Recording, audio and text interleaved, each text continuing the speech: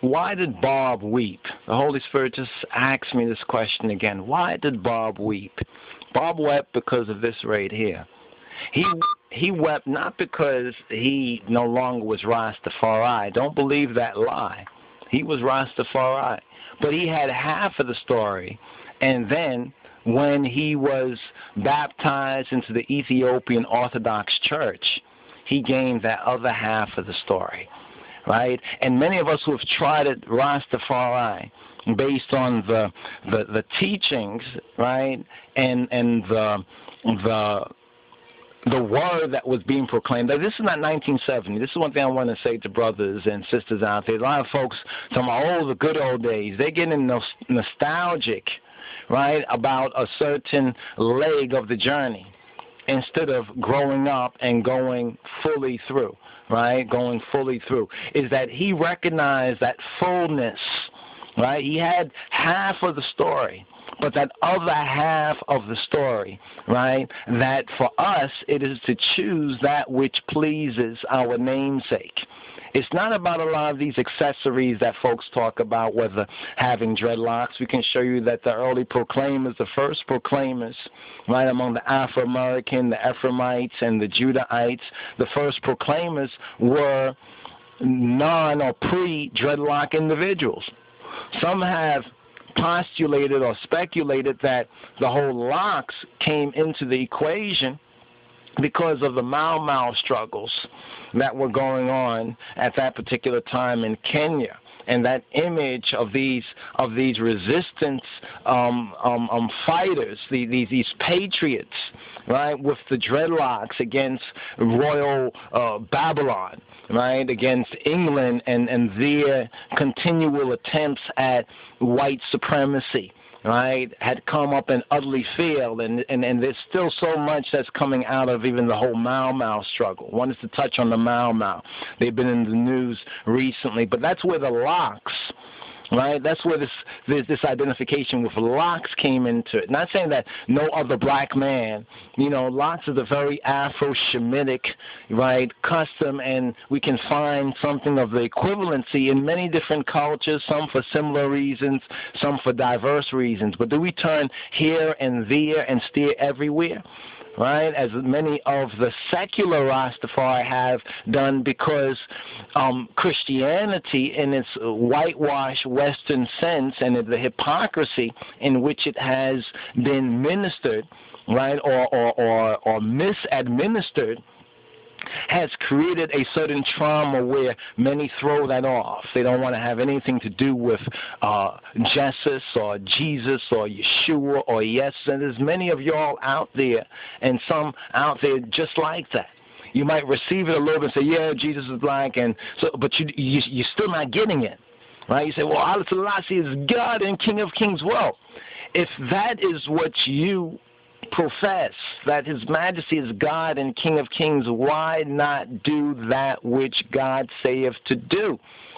And even God interpositioning Himself in human affairs, as Christ even prophesied concerning John chapter 16 is a very good chapter to really scrutinize, where He speaks about that the one that is to come, right, that you see Him, right, you see me and not see me, and then He speaks about the Father, the Father, the Father.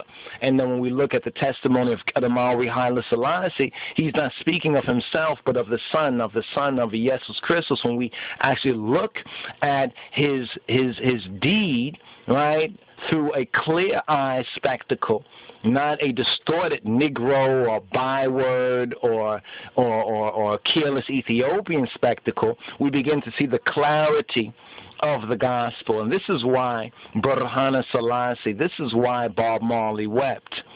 Right, because already with his sickness and the illness, which many believe was an assassination attempt, right, on his life, how it all connects with the boot that he put on and the CIA agent's son and so forth and so on. It was in High Times, and others have wrote books about this and exposed more of its underbelly, right, of that conspiracy. Bob is one of those martyrs, Bob is one of our martyrs. That's why even Bob Marley's music is so beautiful and so wonderful. But if you really study and scrutinize it, it's because even before he formally received the Messiah, the Son, because you cannot come to the Father except through the Son.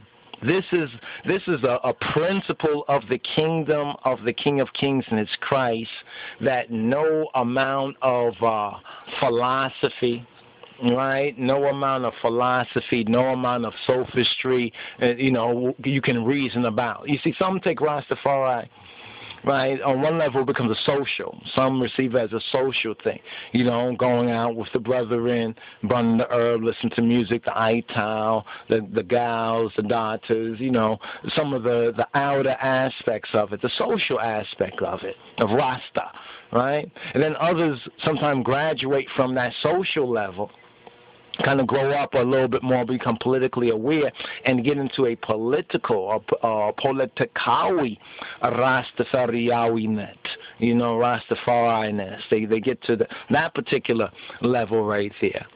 But it seems as many are called, right? And it's very clear when you scrutinize and you study the teaching of His Imperial Majesty for itself, right? What he says, and this is why we promote this particular book right here, this compilation, right, of the primary, right, speeches, because we're going to build a house. The first thing we need to do is to have a foundation, is to get a good groundation, is to find that solid ground, that bedrock, right, that bedrock, right, and not to go to the left or to the right, but straight, feet, right, and to see His Majesty, right, see ourselves, see the King of Kings, see the reality in and through the Word.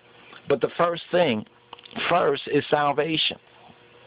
That's the first thing first, is salvation. So Bob Burhana Selassie, he wept, right, because he finally understood that half of the story, right? He finally understood that particular half of the story, and knowing that he was from, people say, an interracial or interethnic relationship, white and black. We see this right here to the Jew first. Timothy also, his mother was a Hebrew. Timothy in the Bible, his mother being a Hebrew, right, and his father being a Greek. And we can, as we study that, we can see that his mother, basically Judean, black, right, and his father, white. Now, see, because of the hate that hate produced, people are recoiling. And this does not mean that we should not have a righteous pride in ourselves, yes, but we should not get even with the devil. Because we get even with the devil, we become devils. That's why Nyabingi says, death to black and white down presser. Right? It doesn't matter if it's a black person, it may be our color, but in spirit and in truth, they are not our kind. And based on their bad, rotten fruit, they are definitely, or their works, they are definitely not our kind. So why did Bob weep? Because he got it. He had it. Right, but yet he had it, as many have it, even in Bob and through his testimony, but still are not getting it because they're not studying to show themselves approved. So it wasn't because Bob went just to the Ethiopian Orthodox Church, but it's particular that it's the Ethiopian Orthodox Church. You see, it's a repository of the ancient wisdom and testimony, right? The ancient wisdom, the documentation, the art, the facts, the manuscripts, the history, right? The biblical heritage, our divine heritage. You see, so when we talk about church, we could bring up what His Majesty said about church. That church, when we speak about church, it is not the building. We have to keep that in mind, that when we're talking about the church, right, it is not the building. His Majesty says, well, he's asked, as a mature Christian, you see that word right there? As a mature, right, let's just bring this up so you can see this for yourself. As a mature Christian, have you a special word for young people these days? His Imperial Majesty, our Father, Haile Selassie I says, on this occasion I address all those within our empire, the kingdom of the King of Kings. Our Christianity, or Yenya Christina, is not restricted to a given church. You see that? Not restricted to a given church. And I stress above all that we do not wish to make distinctions, like to pick and choose, so to speak. It's about your choice, my choice, our choice. My advice to all is to fulfill the 10 Commandments. Now, apart from the Moshiach, apart from Yeshua, we cannot fulfill the 10 Commandments. But in and through Yeshua, we're not under the law, we are in laws. You are aware of the contents of the 10 Commandments and can elaborate on it. If the nation for which I am emperor, Negusa Neges, follows and accepts this, since it's also what I accept and follow, I would admit, my men, that our country is not only historically Christian, but also actively Christian. That's the key right there. Not for us to be historical Christians, right, but to be active, right, as anointed ones, right, because that's what Christian means.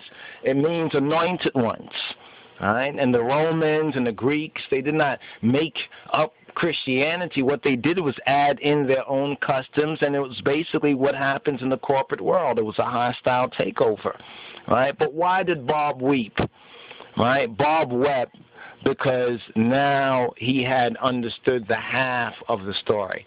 Now we can say that he was in the fullness, had received the fullness of it. Right, the fullness of it. No man can come to the Father except through me, Yeshua says, except through Christ. Right? Christ is, in other words, the door. He says, I am the door of the sheepfold. And we as Rastafari are the peculiar sheep of his pasture. We are the peculiar sheep of his pasture. So brothers and sisters, learn the Wengel, get informed. Right? Get informed and get involved. First study, learn the Wengel. Then you too, be not ashamed, for I am not ashamed of the gospel, the good news of Moshiach, the humanity of Christ. It's because they don't see the humanity of Christ. They don't see the humanity of what they have done to black people and what they're even doing to themselves, because even white supremacy has been deceived by the old-time serpent. But I am not ashamed of the gospel of Moshiach, for it is the power of God, right, to salvation to everyone that admits, to the Jew first, to the black first, and also to the Greek. So you see that the fullness of what Rastafari have said in Irit matches up with the Wengel, the gospel. And that is why Burhana Selassie, Bob Marley, wept, right? He wept, right? And he passed on to the spirit world, right? Not as just as a Christian, but as an anointed Rastafari. Burhana Selassie as an anointed Rastafari.